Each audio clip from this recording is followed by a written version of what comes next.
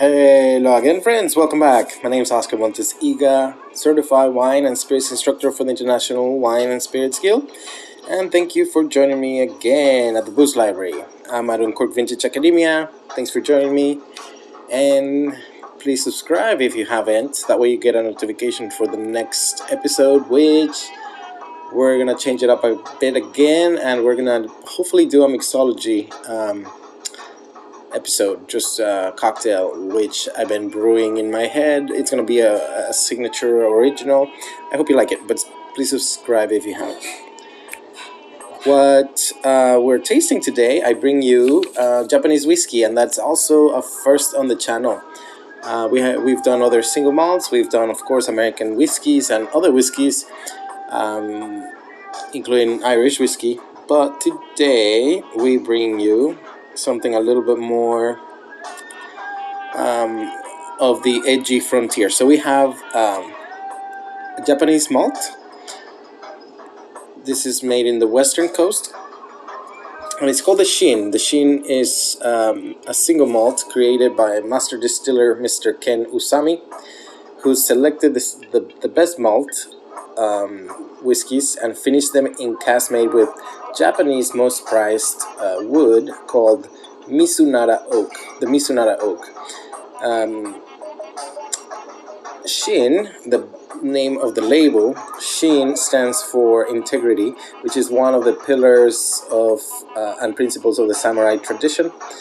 The Shin malt whiskey is created in the Japanese seaside region of Niigata, again in the western coast of Japan, and the area is famous for its three white treasures, one being snow, the other being rice, and the third being sake, which is basically a fermented beverage made with rice. In other words, a rice beer. They've been cultivated there for centuries. And the Shin, this is the 15-year-old whiskey. There is, I believe, a 10-year-old as well. But anyway, I have to thank my friend Zach Newman, who you've actually seen before in the channel. One day he actually brought his bottle and he shared a sample with me, and I loved it. It's a really nice, well done whiskey, so I had to go get my own bottle. So thank you, Zach, for sharing and for spreading the love of whiskey and booze and friendship. So shout out to him. You can follow him on Nouveau Wine on Facebook or Instagram. But anyway, let's go on to the evaluation. This is made by Shinobu Distillery. The Shinobu Distillery. The label is called the Shin. It's labeled as a malt whiskey, a 15-year-old from Mizunara Oak at 15-year-old, and I'm sorry, and 48 ABV. All right, let's give it a whirl.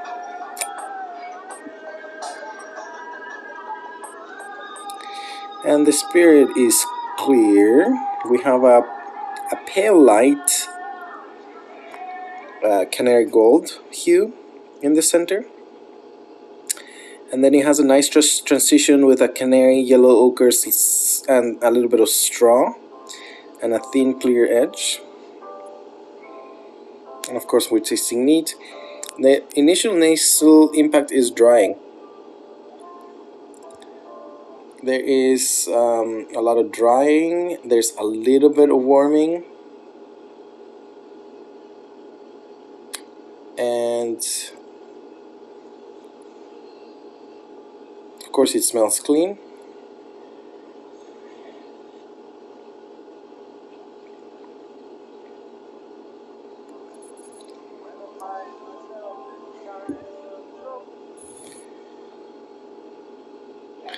The nose has a lot of spice.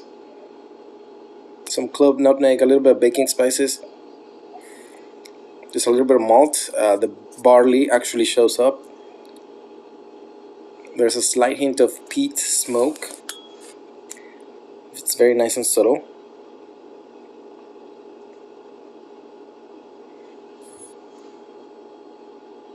There's a little bit of caramel.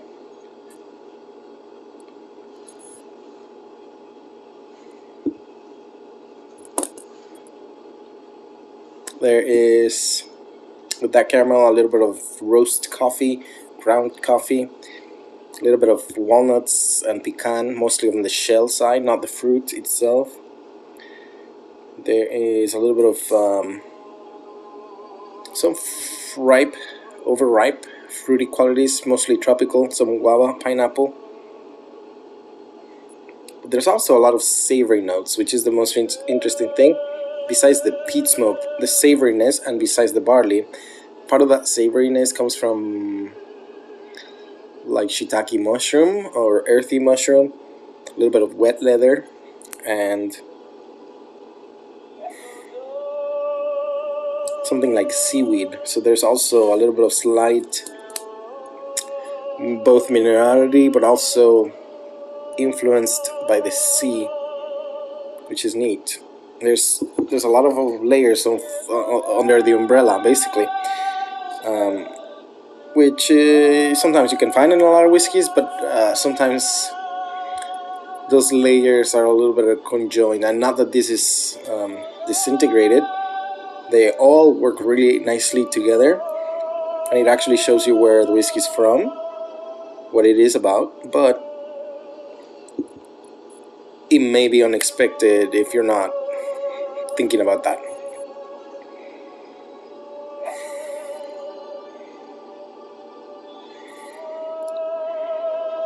Some vanilla with that caramel. So again, the spirit it does evolve a little bit. There's a lot going on, but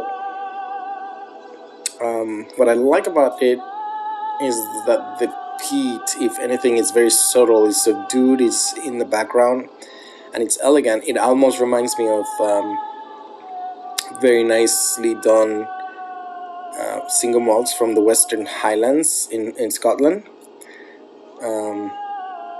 Some of my favorites, live there. So already I like it. So the production intensity is adequate and simple, and the aging intensity is adequate and complex. Again, complex because we get everything that I just mentioned, from the peat smoke, from the peat smoke is really the production. So the peat smoke and the barley come from production, including some of that fruitiness from the yeast. But then the élevage includes the shiitake mushroom, the leather, the coffee, the caramel, vanilla, spices, walnut shell, pecan shell. Its length is average, and the character is fine. It's a fine character. Let's give it a whirl.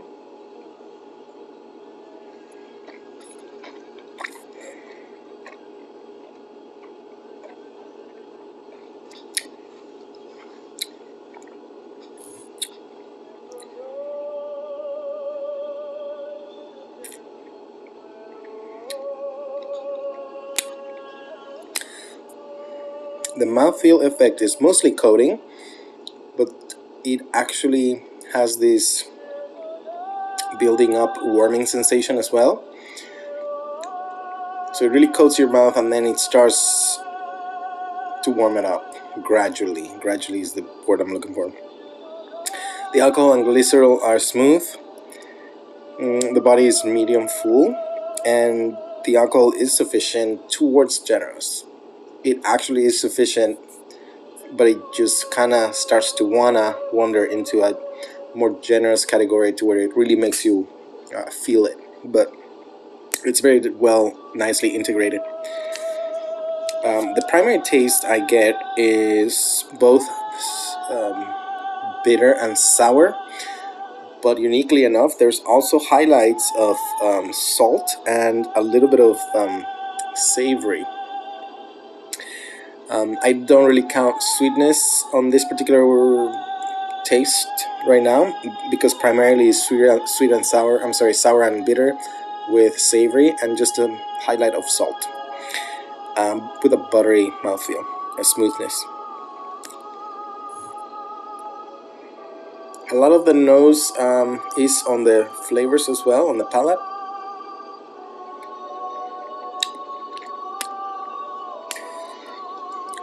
but there's the barley, the baking spices, the vanilla, the caramel, the honey, which is new, the pecan and walnut shell, the leather.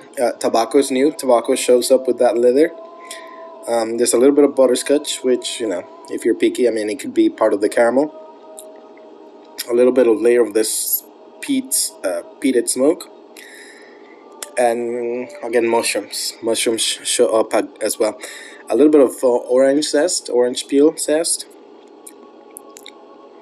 which gives you a little bit of that bitterness and the singy, tangy sensations and lift with the savory, earthy notes that it has and spicy notes. So again, very complex.